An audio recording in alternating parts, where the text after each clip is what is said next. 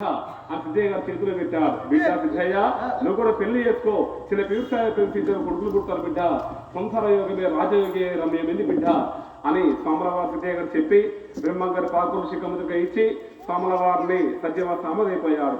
ఆ స్వాములవారి సామదైపోయిన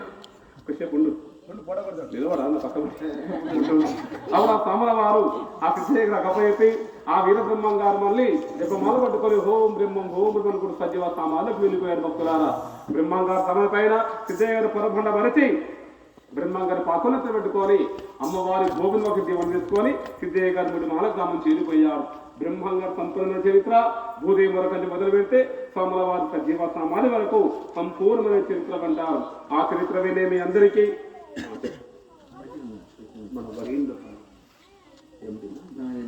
చూడండి, మన ఎండి బషీర్ బాబా గారు సరే ఎప్పుడైనా దగ్గర ఒక 22 సంవత్సరాల మన కాలనీకి వస్తున్నాము. ప్రతిసారి కూడా వారి తేడాకు తప్పకుండా మనకు అందజేస్తారు. ఎందుకంటే మన కాలనీలో మన అందరి క్షేమం కోసము ఆ భగవంతుని చరిత్ర మా కాలనీలో చెప్తున్నారు కాబట్టి మేము కూడా పెట్టి బట్టలు పెట్టి ఎంతో ఘనంగా మమ్మల్ని కూడా సాగనంపారు. మరి ఎందుకంటే అలాంటి వాళ్ళు ఉన్నారు కాబట్టి అందరం కూడా భగవంతుడి దేవుడికి ఉంటున్నాము.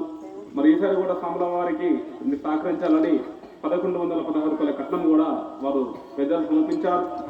ఆ వీరబ్రహ్మంగా కర్ణకరాక్షలు కూడా ప్రతి ఎండాకాలం అన్ని కొండలు కోరుకుంటున్నాము. ఎందుకంటే పెద్దలు సహకరించి మీ భక్తులు సహకరిస్తేనే